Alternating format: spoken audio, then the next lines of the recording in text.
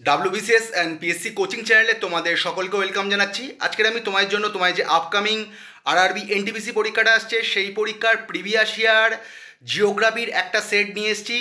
আশা করছি এই এনটিপিসির previous year জিওগ্রাফির সেটটা কিন্তু তোমাদের আপকামিং এনটিপিসি তো বটেই, এছাড়াও তোমাদের যে উচ্চ মাধ্যমিক লেভেলের পরীক্ষাটা হবে আরআরবির, এছাড়াও যে ডি গ্রুপের পরীক্ষাটা হবে, এছাড়াও যে কোনো সেন্ট্রালের পরীক্ষা তথা রাজ্য সরকারের পরীক্ষায় উপকারে আসবে।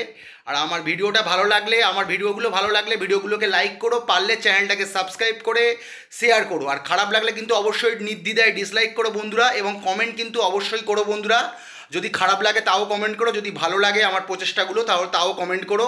আর আগের সপ্তাহে আমি ভিডিও আনতে পারিনি কারণ ভয়ানক আবহাওয়া খারাপ ছিল, কারেন্ট ছিল না, মানে পাওয়ার এত কাট হচ্ছিল যে মোবাইলে চার্জ থাকছিল না, নেটেরও অসুবিধা হচ্ছিল। তার জন্য আমি ক্ষমাপ্রার্থী বন্ধুরা। আর আমার টেলিগ্রাম চ্যানেলটা যারা এখনও জয়েন করনি, টেলিগ্রাম চ্যানেলটা চটজলদি জয়েন করে নাও। ইউটিউবের ডেসক্রিপশান বক্স তথা দেখবে ভিডিওর কমেন্ট বক্সে প্রথম কমেন্টটা আমি একটা কমেন্ট করে রাখি, সেখানে কিন্তু টেলিগ্রাম চ্যানেলের লিঙ্কটা দিয়ে রাখি। ওখান থেকে তোমরা টেলিগ্রাম চ্যানেলের লিঙ্কটা ক্লিক করো, সেখান থেকে অনায়াসেই আমার টেলিগ্রাম চ্যানেলটা জয়েন হয়ে যেতে পারো। ডাব্লিউবিসিএস অ্যান্ড পিএসসি কোচিং নামেই আছে, .23 এইভাবে আছে। ওখানে কিন্তু আমি এই যে ভিডিওগুলো দেখছো এই ভিডিওগুলোর ফ্রি পিডিএফ আপলোড করে দেবো একটা নির্দিষ্ট ভিউ আর্ন করার পর। আর তোমরা কিন্তু ওই পিডিএফগুলো ওখান থেকে অনায়াসে ডাউনলোড করে নিও, তাহলে তোমাদের পড়তে কিন্তু খুব সুবিধা হবে। তো চলো বন্ধুরা, আজকের ক্লাসটা শুরু করা যাক। আজকের প্রথম প্রশ্ন, পৃথিবীর দীর্ঘতম খালের নাম কি? বেজিং হাংচৌ গ্র্যান্ড খাল, ইরি খাল, সাতলুজ যমুনা লিঙ্ক খাল, ইন্দিরা গান্ধী খাল। সঠিক উত্তর হচ্ছে বেজিং হাংচৌ গ্র্যান্ড খাল। এটা হচ্ছে পৃথিবীর লংগেস্ট ক্যানেল, ঠিক আছে, ওয়ার্ল্ড লংগেস্ট ক্যানেল। যদি কখনো তোমাদের জানতে চাই বা পৃথিবীর দীর্ঘতম খাল যদি জানতে চাই, তখন সঠিক উত্তর হবে বেজিং হাংচৌ গ্র্যান্ড খাল। আর যদি ভারতবর্ষের দীর্ঘতম খাল জানতে চায় তখন হচ্ছে ইন্দিরা গান্ধী খাল। মানে লংগেস্ট ক্যানেল অফ ইন্ডিয়া হচ্ছে ইন্দিরা গান্ধী খাল, মোস্ট ইম্পর্ট্যান্ট একটা প্রশ্ন। আর লংগেস্ট ক্যানেল অফ ওয়ার্ল্ড এটা কিন্তু এনটিপিসি কিংবা ধরো যারা স্টাফ সিলেকশনের পরীক্ষাগুলো দাও, সিজিএল, সিএইচএসএল, এমটিএস, এখানকার জন্য খুবই গুরুত্বপূর্ণ। মানে ওয়ার্ল্ড লংগেস্ট ক্যানেল যেটা, সেটা হচ্ছে বেজিং হাংচাও গ্র্যান্ড খাল। এখানে একটু তোমাদের বলে দিই ডিটেলে। অনেক সময় তোমরা পরীক্ষায় দেখবে, তোমরা তো পড়ে গেছো যে বেজিং হাংচাও গ্র্যান্ড খাল, ঠিক আছে, কিন্তু পরীক্ষায় গিয়ে দেখছো তোমরা বেজিং হাংচাও এই নামটা পাচ্ছ না, ওখানে তিনটে অপশানের সাথে শুধু গ্র্যান্ড খাল আছে। তখন ওটাই সঠিক উত্তর দিও। কারণ কি, ওরা একটু ছাত্রছাত্রীদের কনফিউজ করার জন্য ওরা একটুখানি চেষ্টা করে, ওদের প্রচেষ্টা থাকে যে যতটা সম্ভব তোমাদের কনফিউজ করে যায়। তাহলে অপশানে যদি দেখো যে শুধু গ্র্যান্ড খাল আছে, তখন ওটাই মানে আর কি সঠিক উত্তরে দিও, মানে ওই অপশানটা সঠিক উত্তর হবে আর কি।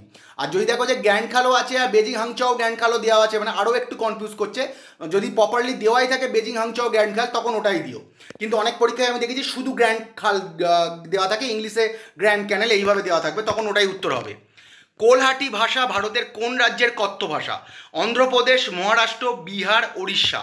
সঠিক উত্তর হচ্ছে মহারাষ্ট্র। কোলহাটি ভাষা ভারতের কোন রাজ্যের কথ্য ভাষা? মহারাষ্ট্রের এটা একটা কথ্য ভাষা, ঠিক আছে, খুব গুরুত্বপূর্ণ একটা প্রশ্ন। এছাড়াও যতদূর আমি জানি এটা মনে হয় কর্ণাটকেরও কোনো মানে খুবই অল্প পরিমাণে কোনো ট্রাইবের ভেতর এই ভাষাটা আর কি কথ্য ভাষা হিসেবে প্রচলিত আছে। তবে তোমরা কিন্তু সঠিক উত্তর সবসময় মহারাষ্ট্রই মনে রাখবে কোলহাটি ল্যাঙ্গুয়েজের সাথে। চলো পরের প্রশ্ন, কোন উপজাতিরা ভাগোরিয়া উৎসব পালন করে? খুব গুরুত্বপূর্ণ একটা প্রশ্ন। আগড়িয়া, বৈগা, গোন্ড, ভিল। সঠিক উত্তর হবে ভাগোরিয়া উৎসব পালন করে ভিল যে ট্রাইবরা আছে তারা কিন্তু পালন করে। এবং যদি তোমাদের আসতো যে কোন রাজ্যে এই উৎসব পালন করা হয়, তখন সঠিক উত্তর হতো মধ্যপ্রদেশ। এবারে দেখো, মধ্যপ্রদেশ ছাড়াও কিন্তু আরও ভারতবর্ষের অনেক জায়গায় কিন্তু হয়তো ভাগোরিয়া উৎসব পালন হয়, কিন্তু তোমরা মধ্যপ্রদেশটাই মনে রাখবে, কারণ লার্জেস্ট যে পপুলেশনটা এই উৎসব ফেস্টিভ্যালটা পালন করছে ভাগোরিয়াটা, সেটা কিন্তু হচ্ছে সেটা তারা কিন্তু মধ্যপ্রদেশে থাকে, ঠিক আছে। তাহলে সঠিক উত্তর হবে ভাগোরিয়া ফেস্টিভ্যাল কারা পালন করে? হচ্ছে মধ্যপ্রদেশ রাজ্যে পালিত হয়। এবং ট্রাইব যদি জানতে চায় তাহলে হচ্ছে, উপজাতি যদি জানতে চায় তাহলে হচ্ছে ভিল। তো চলো পরের প্রশ্ন, গুরু রাজকুমার সিংহাজি নিম্নলিখিত কোন নৃত্যের সঙ্গে যুক্ত? কথাকলি, কত্থক, ঋষি, মণিপুরী। সঠিক উত্তর হচ্ছে মণিপুর, ঠিক আছে। আচ্ছা, এখানে এটা মণিপুরি হবে। এবার এইটা হচ্ছে, এই যে প্রশ্নটা দেখছো এটা কিন্তু অ্যাকচুয়ালি জিওগ্রাফি রিলেটেড প্রশ্ন নয়, মানে আমি আর কি নৃত্য কোশ্চেনগুলো জিওগ্রাফিতে দেওয়া যায়, কোন নৃত্য কোন রাজ্যের সঙ্গে আর কি রিলেট করে। কিন্তু আমি আসল কথা, এটা একটা কিন্তু স্ট্র্যাটেজিকের প্রশ্ন। যাই হোক, আমি এখানে দিয়ে দিয়েছি, প্রশ্নটা খুব গুরুত্বপূর্ণ, তোমরা এখান থেকে এটা খুব ভালো করে পড়ে নিও।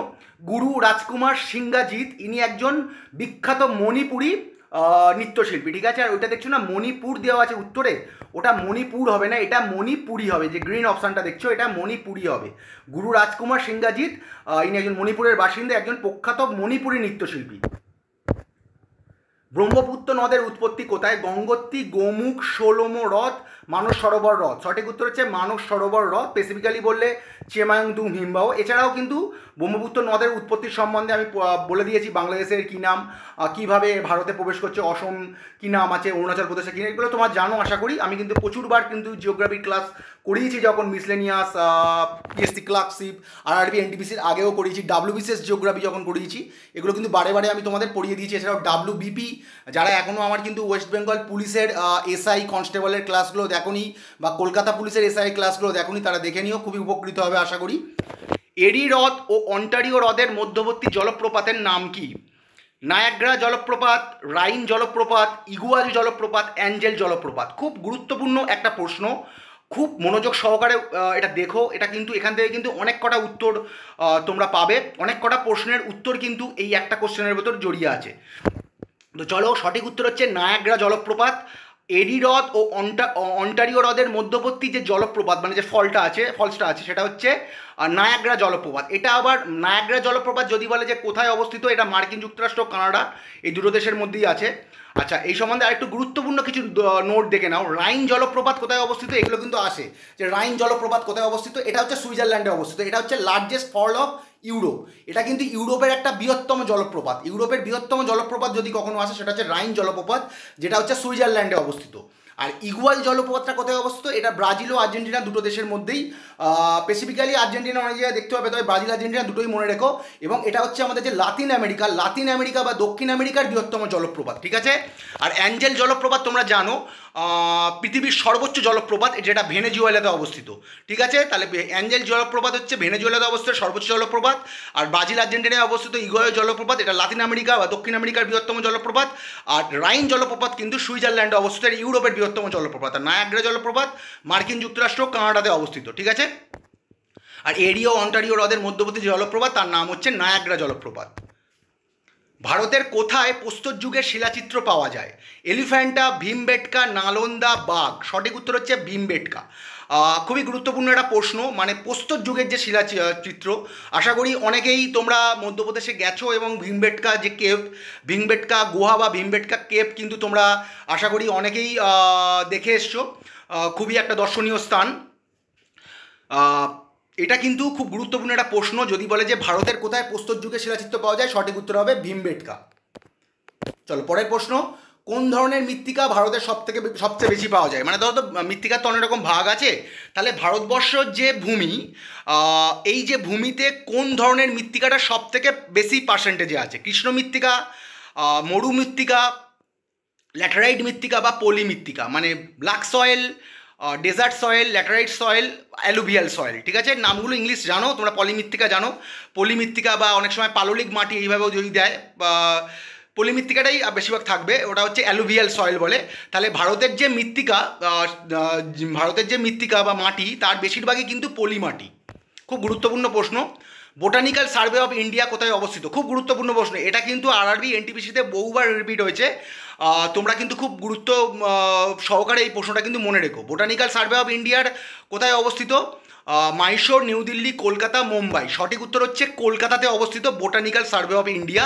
এই সম্বন্ধে কিছু গুরুত্বপূর্ণ নোট দেখে নাও। মানে ইচ অ্যান্ড এভরি যে নোট আমি প্রোভাইড করছি তোমাদের জন্য, সবকটাই কিন্তু গুরুত্বপূর্ণ। কারণ দেখবে যে আমি সব প্রশ্নে কিন্তু নোট প্রোভাইড করি না, যেগুলোতে নোট রিকোয়ার করে সেখানে আমি দিই। তোমরা কিন্তু নোটগুলো মানে স্কিপ করো না, মানে স্কিপ করেই তোমরা ভিডিও দেখো আশা করি। বেশিরভাগ মেয়েরাই স্কিপ করেই দেখো, কিন্তু নোট যেখানে আমি দিয়েছি না, নোটগুলো একটু দেখো। কারণ তখন দেখবে এই বোটানিক্যাল সার্ভে অফ ইন্ডিয়া কোথায় অবস্থিত, এটা একটা প্রশ্ন গেল। এছাড়াও দেখবে নোটগুলো দিয়ে দিচ্ছি না, ওখান থেকেও দেখবে কোশ্চেন ঘুরিয়ে দিলে ওখান থেকে তোমরা উত্তরগুলো অ্যাটেম্প্ট করতে পারবে। যেমন যদি আসে বোটানিক্যাল সার্ভে অফ ইন্ডিয়া কত সালে প্রতিষ্ঠা হয়েছিল, তখন হচ্ছে 1890 সালে এটা কিন্তু প্রতিষ্ঠা হয়েছিল। এর বর্তমান ডিরেক্টরকে ডক্টর এ মাও, ঠিক আছে, বর্তমান যে ডিরেক্টর, বা দেখো এই যে জিনিসগুলো তোমাদের আগেই বলেছি, বর্তমান প্রধান, সবসময় এটা মনে রাখবে প্রধান। এই যে আগে না দেখবে যে ইউএনডিপি বিভিন্ন যে সংস্থা, কোথাও দেওয়া আছে সেক্রেটারি জেনারেল, নির্বাহী পরিচালক, কোথায় ডিরেক্টর জেনারেল, কী বলে মহাপরিচালক। তোমরা সবসময় মনে রাখবে যে প্রধানটা কে জানতে চাইছে আর কি, মানে হেড অফ দ্য ডিপার্টমেন্ট কে ওটা জানতে চাইছে। বর্তমান ডিরেক্টরকে ডক্টর এ মাও, আর প্রথম ডিরেক্টর কে ছিল স্যার জর্জ কিং, ঠিক আছে। খুব গুরুত্বপূর্ণ, বোটানিক্যাল সার্ভে অফ ইন্ডিয়া 1890 সালে প্রতিষ্ঠা হয়, যার সদর দপ্তর কলকাতাতে অবস্থিত, যেটা কলকাতাতে অবস্থিত।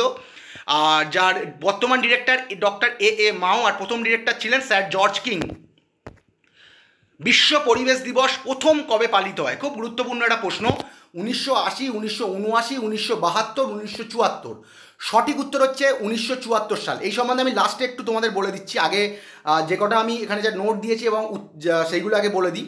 বিশ্ব পরিবেশ দিবস বা ওয়ার্ল্ড এনভায়রনমেন্ট ডে প্রথম পালিত হয় 1974 সালে। 1972 সালে কিন্তু এটা, আচ্ছা তোমার নোটটা দেখে নাও তাহলে বুঝতে পারবে। কোথায় পালিত হয়েছিল? স্পোকেন, মার্কিন যুক্তরাষ্ট্র, ঠিক আছে। স্পোকেন একটা মার্কিন যুক্তরাষ্ট্র শহর, সেখানে এটা প্রথম সেলিব্রেট হয় বা প্রথম পালিত হয়। আর প্রথম বছর যখন পালিত হয় 1974 সালে, তার থিম কী ছিল? খুব গুরুত্বপূর্ণ, অনলি ওয়ান আর্থ। মানে প্রথম পরিবেশ দিবস যেটা পালিত হয়, বিশ্ব পরিবেশ দিবস, তার থিম ছিল অনলি ওয়ান আর্থ। এবারে এই বছর যেটা গেছে না, মানে 2024 সালের যে থিমটা, ওটা আমি আগে দিয়েছি। তোমরা আমার আগের জিওগ্রাফি ক্লাসগুলো যদি অ্যাটেন্ড করো, বিভিন্ন যে পরীক্ষার প্রিভিয়াস ইয়ার ক্লাসের আমি পড়াই, সেগুলো অ্যাটেন্ড করলে পেয়ে যাবে। এখানে আর দিইনি, কারণ জুন মাস এসেই যাচ্ছে। আর তোমরা কিন্তু লেটেস্ট যে 5ই জুন যে বিশ্ব পরিবেশ দিবস পালিত হবে, তার থিমটা মনে রেখো। 24-এর থিমটা অতটা না জানলেও চলবে, তবু যদি জানতে চাও একটু দেখে নিও আমার আগের নোটগুলো। বিশ্ব পরিবেশ দিবস হচ্ছে 5ই জুন পালিত হয়। যেটা কবে ঠিক করা হলো যে বিশ্ব পরিবেশ দিবস পালিত হবে, মানে যে পরিবেশের ভারসাম্য নষ্ট হচ্ছে যেন বিভিন্নভাবে, এটার কথা ভেবেই ইউএনজিএ বা ইউনাইটেড নেশন জেনারেল অ্যাসেম্বলি বা ইউনাইটেড নেশন মানে জাতিসংঘ যেটা আর কি, তারা ঠিক করলো যে একটা বিশ্ব পরিবেশ দিবস পালিত করা হবে সচেতনতার জন্য। বুঝতেই পারছো, কিছু ইনিশিয়েটিভ নেওয়া হয়েছিল 1972 সালে। এটাও কিন্তু পরীক্ষায় আসে যে যদি বলে যে প্রথম পরিবেশ দিবস কোথায় পালিত হয়, তখন হবে 1974। যদি বলে যে বিশ্ব পরিবেশ দিবস পালিত হবে, এটা ইউএনজে কর্তৃক যে অধিবেশন হয়েছিল, সেটা কোন অধিবেশনে ঠিক হয় যে বিশ্ব পরিবেশ দিবস পালিত হবে, মানে কত সালের অধিবেশনে ঠিক হয়েছিল যে বিশ্ব পরিবেশ দিবস পালন করা হবে। এটাও কিন্তু পরীক্ষায় আসে, এটা আমি পড়িয়েছি। আমার ঠিক মনে পড়ছে না কোন পরীক্ষার জন্য পড়ালাম, এটা মনে যত সম্ভব এনটিপিসির প্রিভিয়াস ইয়ারের জন্য পড়িয়েছিলাম। আরও ভূগোলের আমি নোট ছেড়েছি এনটিপিসি, তোমরা চাইলে দেখে নিয়ে উপকৃত হবে। মানে 1972 সালে ইউনাইটেড নেশন জেনারেল অ্যাসেম্বলি বা জাতিসংঘ কর্তৃক একটা অধিবেশন হয়েছিল, সেই অধিবেশনে ঠিক করা হয়েছিল। ভালো করে মনে রাখবে, 1972 সালের যে অধিবেশনটা অধিবেশনে কিন্তু ঠিক হয়েছিল বিশ্ব পরিবেশ দিবস 5ই জুন পালন করা হবে। আর আচ্ছা, এই সম্বন্ধে একটু বলে দিই। অনেক জায়গায় পরীক্ষায় যদি দেখো যে বিশ্ব পরিবেশ দিবস প্রথম কবে পালিত হয়, যদি দেখো অপশানে 1973ও আছে, 1974ও আছে, তখন সঠিক উত্তর 1974 সাল দেবে, ঠিক আছে। যদি মানে বাই এনি চান্স তোমরা দেখো যে 1974 সালটা দেওয়া নেই, ঠিক আছে, 1973 সাল দেওয়া আছে, মানে 1973 দেওয়া আছে, তখন কিন্তু তোমরা 1973টা কারেক্ট অ্যান্সার করো। 74টা যেহেতু দেওয়া নেই, এটার একটা কারণ কি, প্রথম যখন 72 সালে ইউএনজিএ বা ইউনাইটেড নেশন জেনারেল অ্যাসেম্বলি কর্তৃক যে অধিবেশনে ঠিক করা হয় 5ই জুনকে বিশ্ব পরিবেশ দিবস হিসেবে পালন করা হবে, তার পরের বছরই সম্ভবত 1973 সালে জেনেভা সুইজারল্যান্ডে কিন্তু এর অধিবেশন হওয়ার কথা ছিল। কোনো কারণে হয়তো ওটা বাতিল হয়ে গেছিলো। 1974 সালে স্পোকেন শহরে কিন্তু প্রথম এই অধিবেশনটা বসে, ওই জন্য সঠিক উত্তর 1974 হবে। না, আমার কাছে যতটা ইনফরমেশন আছে, কোনো জায়গায় যদি দেখো যে 74 নেই, অনেক পরীক্ষায় আমি দেখেছি, মানে বিশেষ করে সেন্টারের পরীক্ষায় 74 নেই, ছাত্রছাত্রীরা 74ই পড়ে গেছে, 74 নেই 73 আছে, তখন সঠিক উত্তর 73 দিও, কারণ 73 ওটা কিন্তু ক্যান্সেল হয়ে গেছিলো। নিম্নলিখিত কোন নদীটি আরব সাগরে পতিত হয়েছে? গোদাবরী, লুনি, কৃষ্ণা, সবরমতী। সঠিক উত্তর কিন্তু হবে সবরমতী। নিম্নলিখিত কোন নদীটি আরব সাগরে পতিত হয়েছে? সবরমতী, ঠিক আছে। দেখবে খাম্বাদ উপসাগর, আরও ডিটেলে যদি বলি। চলো, আচ্ছা এইখানে অপশানগুলো একটু হয়ে গেছে, বলে দিই প্রশ্নটা। প্রাচ্যের ভ্যানিস, হ্যাঁ, মানে ভ্যানিস অফ ইস্ট কাকে বলা হয়? মানালি, মাইশোর, মুম্বাই, উদয়পুর। সঠিক উত্তর উদয়পুরকে বলা হয়। অনেক জায়গায় না তোমরা দেখবে যে ভ্যানিস অফ ইস্ট অন্য কিছুও দেওয়া আছে, এইখানকার অপশান অনুযায়ী উদয়পুরটাই সঠিক হবে। পাচ্চের ভ্যানিস বলা হয় উদয়পুরকে, যেটা রাজস্থানে অবস্থিত। মানালিকে কি বলা হয়? Valley of gods. এছাড়াও কিন্তু অনেক নাম আছে, কিন্তু যেগুলো আসতে পারে মানে যেগুলো most important nickname of city সেইগুলো দিয়েছি। এবারে কিন্তু আরও অনেক নিকনেম আছে একটা শহরের, কিন্তু যেগুলো মোস্ট ইম্পর্টেন্ট সেগুলো দিয়েছি, মানে যেসব নিকনেমগুলো আসার প্রবাবিলিটি বেশি সেইগুলো কিন্তু আমি তোমাদের দিয়েছি। City of palace, city of palaces যদি বলা হয় কী হবে? সিটি অফ প্যালেস হচ্ছে মাইশোর, ঠিক আছে।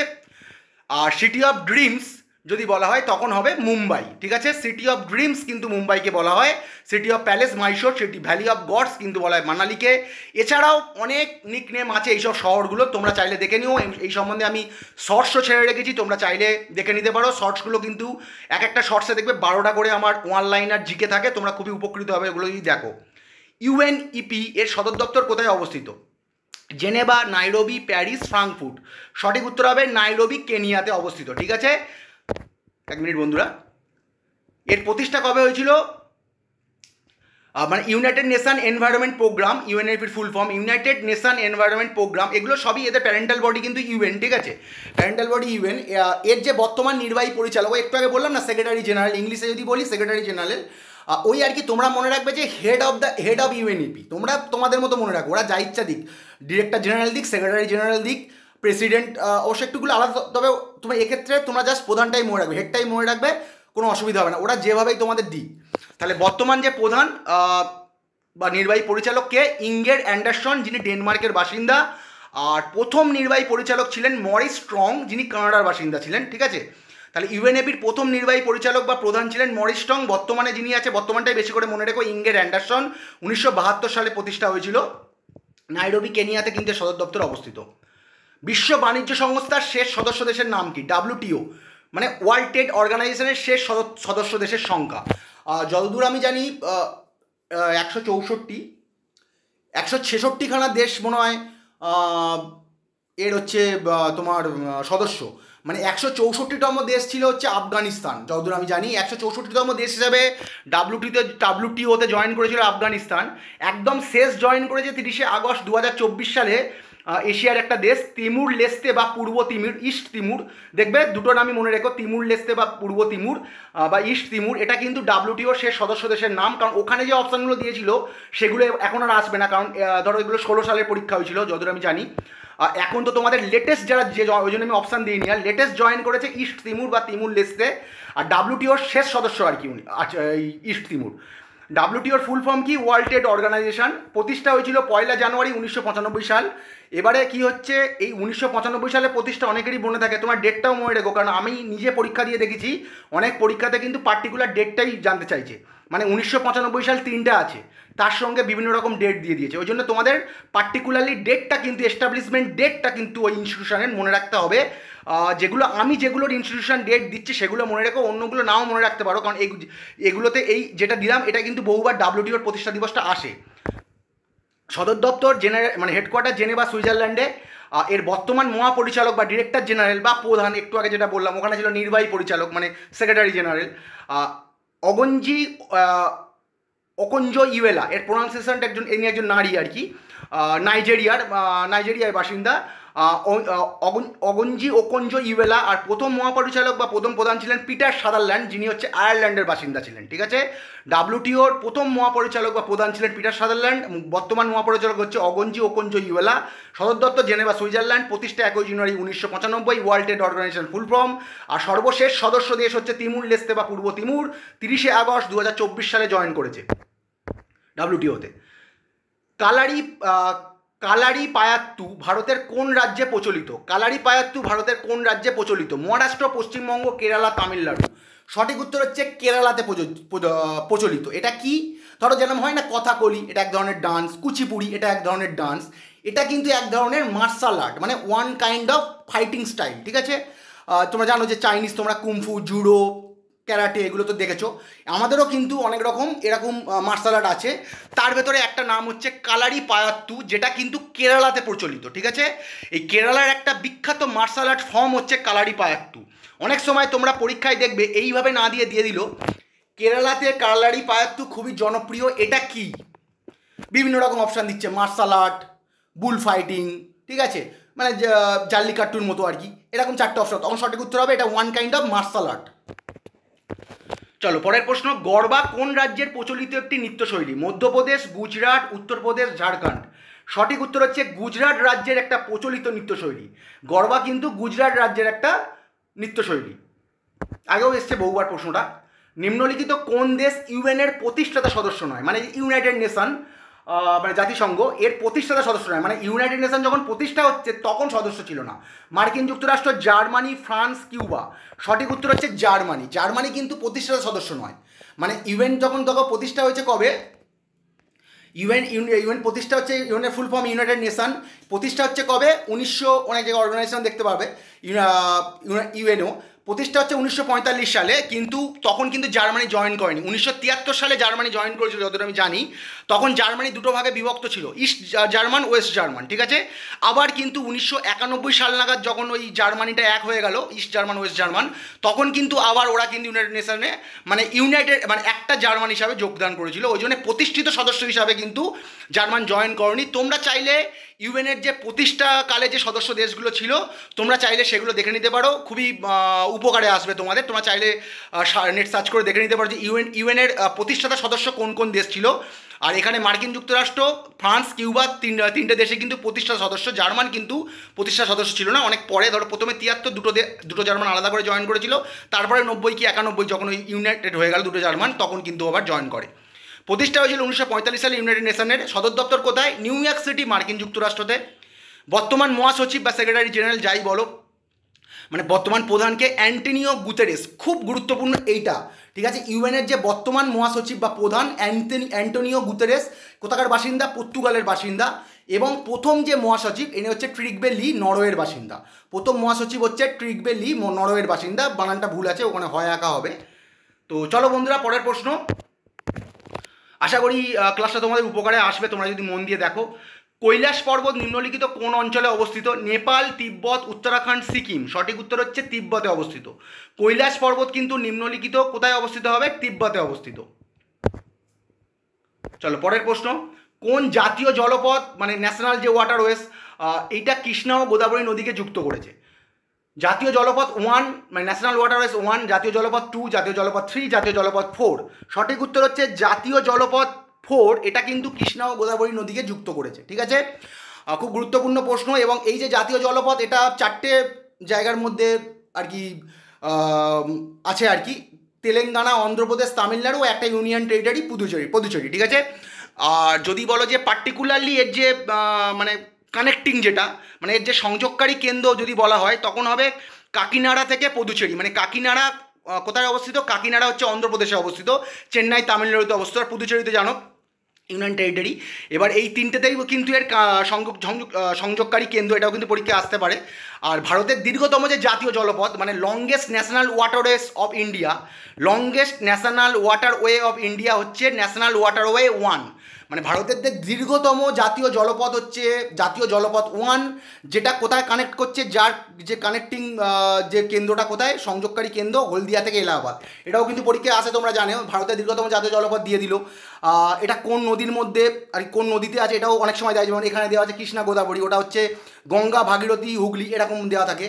এইবার হচ্ছে কোথা থেকে কোথায়? হলদিয়া থেকে এলাহাবাদ, ঠিক আছে। এটা যেরকম কাকিনাড়া, চেন্নাই, পুদুচেরি। আশা করি জানো তোমরা। নিম্নলিখিত কোনটি গলিত ম্যাগমা দ্বারা গঠিত শিলা? রূপান্তরিত, আগ্নেয়, পাললিক, ফিলাইট। সঠিক উত্তর হবে আগ্নেয় শিলা বা ইগনিয়াস রক হচ্ছে ম্যাগমা দ্বারা গঠিত একটা শিলা। কোন রাজ্যে উপজাতি জনসংখ্যা সর্বাধিক? মানে কোন রাজ্যে ট্রাইবাল যে পপুলেশন সর্বাধিক?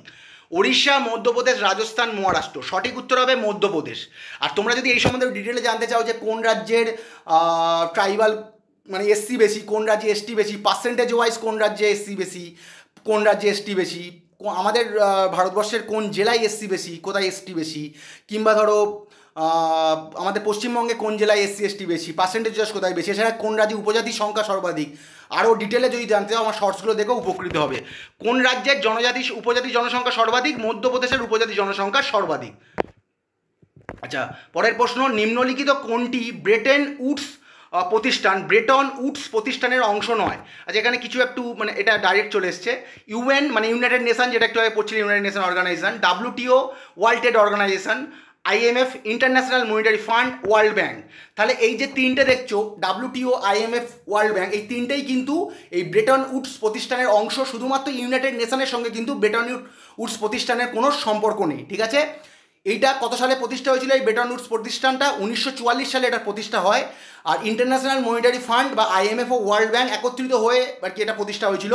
মানে এটার লক্ষ্য কী ছিল জানো তো? মানে ধরো যে সেকেন্ড ওয়ার্ল্ড ওয়ার হয়েছিল, তার ফলে তো একটা বিভৎস অর্থনৈতিক বিপর্যয় হয়েছিল সারা বিশ্বে, বিশেষ করে ডেভেলপিং যে কান্ট্রিগুলো ছিল ওখানে তো একটা বিভৎস অর্থনৈতিক বিপর্যয় হয়েছিল। তা সেই যে ডেভেলপিং কান্ট্রিগুলোতে অর্থনৈতিক পরিকাঠামো আবার ভালো করার জন্য, সুদৃঢ় করার জন্য কিন্তু এই ব্রেটন উডস প্রতিষ্ঠান কিন্তু গঠন করা হয়েছিল এবং আইএমএফ ও ওয়ার্ল্ড ব্যাঙ্ক সম্মিলিতভাবে এটা গঠিত করেছিল। এবং এবারে ডাব্লিউটিও কিন্তু একটা অংশ। এবার ডাব্লিউটিও কীভাবে, ডাব্লিউটিও কিন্তু তোমরা যদি এটা সম্বন্ধে জানতে চাও, গেট পড়িয়েছিলাম তোমাদের আমি, GATT, ওটার এই ডাব্লিউটিওরই ওটা একটা মানে কি বলবো, ওটা ওর আগেকার নাম আর কি, ওটা থেকে ডাব্লিউটিএস ছিল পরে। ওইটাও আর কি তোমায় জানতে হবে এটা জানতে গেলে। মানে ধরো তোমার মনে রাখবে, এটা কিন্তু অনেক সময় আসে পরীক্ষায়, ব্রেটন উডস প্রতিষ্ঠানের সঙ্গে তিনটে ইনস্টিটিউশন যুক্ত আছে। একটা হচ্ছে WTO, World trade Organization, International monetary Fund আর ওয়ার্ল্ড ব্যাঙ্ক। এবার যদি বলে যে প্রতিষ্ঠাকালে কোন দুটো প্রতিষ্ঠান ছিল, তখন কিন্তু যদি গুলিয়ে দেয় তখন, তাই জন্য ভালো করে মনে রাখবে প্রতিষ্ঠা হয়েছিল 1944 সালে। প্রতিষ্ঠাকালে কিন্তু ছিল দুটো, আইএমএফ ও ওয়ার্ল্ড ব্যাঙ্ক, মানে ইন্টারন্যাশনাল মনিটারি ফান্ড ও ওয়ার্ল্ড ব্যাঙ্ক, ঠিক আছে? আর ইউনাইটেড নেশন কিন্তু এর সঙ্গে কখনোই যুক্ত ছিল না। তো চলো পরের আজকের এই পর্যন্ত বন্ধুরা। খুব তাড়াতাড়ি আমি এনটিপিসির অন্য ক্লাস ও ডাব্লিউবিসিএস এর অন্য ক্লাস নিয়ে আমি হাজির হচ্ছি। আশা করছি আমার ক্লাসগুলো তোমাদের ভালো লাগছে। আর পারলে ভিডিওগুলো একটু বেশি করে শেয়ার করো, কারণ আমার ভিউ কিন্তু প্রচণ্ড পড়ে গেছে, জানি না তোমরা কেন দেখছো না। তো চলো বন্ধুরা, good day and good night.